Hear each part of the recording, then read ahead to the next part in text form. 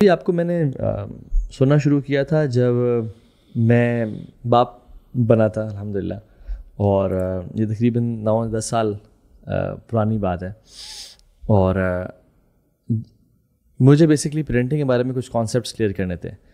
میں نے یوٹیوب پہ غالباً لکھا 9-10 سال پہلے تو باپ بنا تھا، لیکن اس کے بعد یعنی کچھ سال بعد یہ چیزیں شروع ہوئیں.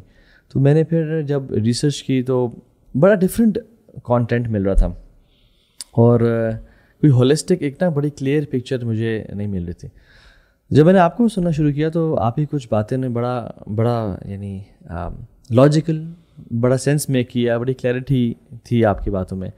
اور پھر جب مزید سننا شروع کیا تو ایک چیز آپ کے بارے میں جو تعارف ہے وہ یہ ہے کہ this person is very clear in his thoughts and concepts الحمدللہ. تو اسی کیا وجہ اتنی ماشاء اللہ الحمدللہ، اللہ مبارک کلیئرٹی.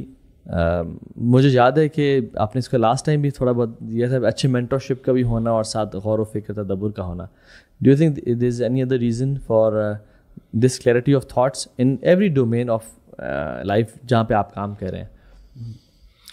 مجھے ایسا محسوس ہوتا ہے کہ وہ انسان جس کے عیب پر اور جس کی کمزوریوں پر اور جس کے جہل پر رب کریم نے پردہ ڈال رکھا ہو، اس کے عیب کو انسانی آنکھ نہیں دیکھ پاتی. صحیح.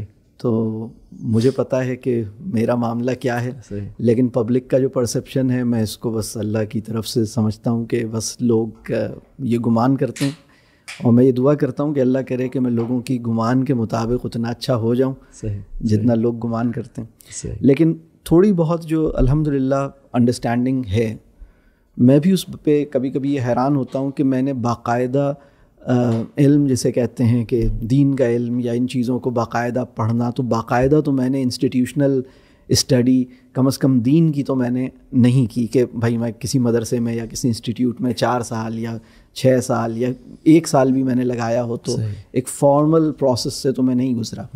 لیکن پھر بھی الحمدللہ جو تھوڑی بہت انڈرسٹینڈنگ مجھے ملی، میں خود بھی اللہ کا شکر ادا کرتا ہوں، کیونکہ اس کا نعمت کا انکار تو نہیں کیا جا سکتا. بالکل. اور میں آپ سے پوچھتا ہوں میری زندگی میں کیا ہوتا ہے، یعنی اکثر لوگوں کی زندگی میں ایسا ہوتا ہے کہ جو وہ 5 سال پہلے سوچ رکھ رہے ہوتے ہیں 5 سال بعد تھوڑی سی بدلتی ہے.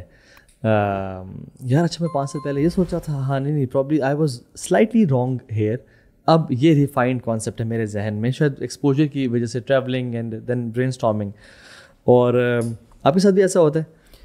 میرے ساتھ یہ تو ہوا کہ 20 سال پہلے بھی میرے ذہن میں ایک بگ پکچر تھی، لیکن جس پکچر کو میں مکمل سمجھتا تھا کچھ عرصے کے بعد پتہ چلا کہ اس کے اندر یہ چیزیں بھی ایڈ ہوں. اور پھر مجھے یہ اندازہ ہوا، اور اب میں اس نتیجے پہ پہنچا ہوں کہ جس پکچر کو بھی ہم مکمل سمجھتے ہیں ہمیں اسے مکمل نہیں سمجھنا چاہیے. انت علام الغیوب، اور ہمارا جو علم ہے وہ بہت محدود ہے. تو رب کریم نے جتنی چیز ہمیں دکھائی ہے اس کے اندر جب کوہیسو ہوتی ہے، وہ سارے پیسز کے اندر ایک آپس میں کنیکشن بنتا ہے، تو ہمیں اس کے اندر ایک ہولنس پیدا ہوتی ہوئی محسوس ہوتی ہے. لیکن جو ہولنس ہمیں ملی ہے وہ بھی ادھوری ہے، وہ مکمل نہیں ہے. اور اس کے اندر رب کریم جیسے جیسے ہمارے تجربات بڑھتے ہیں، جیسے جیسے رب کریم ہم پہ احسان کرتا ہے، تو کچھ ہمیں سمجھ تھوڑی بہت مزید آتی ہے. بلکہ علم نافع یہ ہے کہ انسان پر اس کا جہل منکشف ہونے لگے، اس کو یہ محسوس ہو کہ مطلب وہ یعنی علم نافع انسان کے اندر لا ادری کہنے کی صلاحیت بیدار کرتا ہے. امام مالک اس کی بہت بڑی مثال ہے. اللہ اکبر.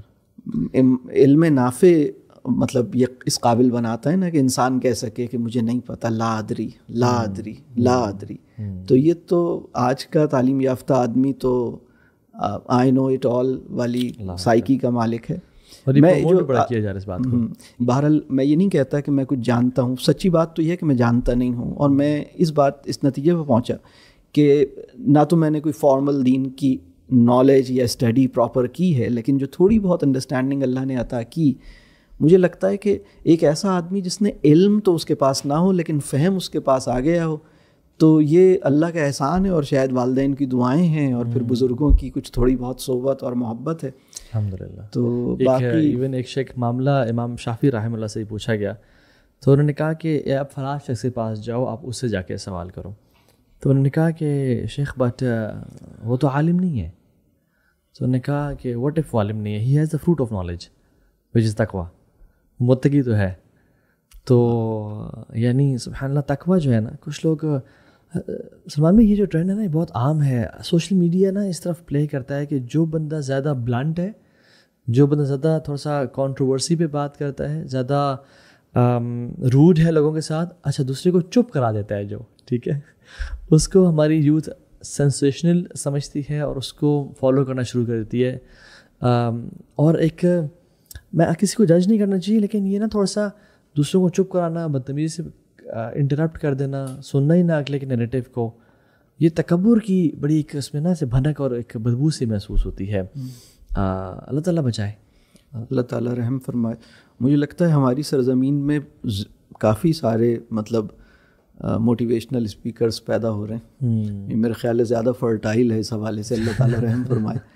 اور مجھے یہ لگ رہا ہے کہ اگر یہی رفتار رہی تو پاکستان میں بولنے والوں کی تعداد سننے والوں سے بہت زیادہ ہوگی. سننے والے مائنورٹی میں ہوں گے, ہر ایک ہی بول رہا ہوگا اور ایک نوائز ہوگا. اللہ اکبر, صحیح کہہ رہے ہیں. تو ارے یہ تو موٹیویشنل اسپیکر کا جو ٹرمینالوجی ہے نا, یہ بڑی عجیب ٹرم, میں in the core of myself I hate this. کبھی کبھی نا جب ایز اے گیسٹ اسپیکر چلے جاتے ہیں یونیورسٹی میں, کہتے ہیں موٹیویشنل اسپیکر, میں کہتا ہوں یار سبحان اللہ, ڈی موٹیویٹیڈ موٹیویشنل اسپیکر کو بلا رہے ہیں.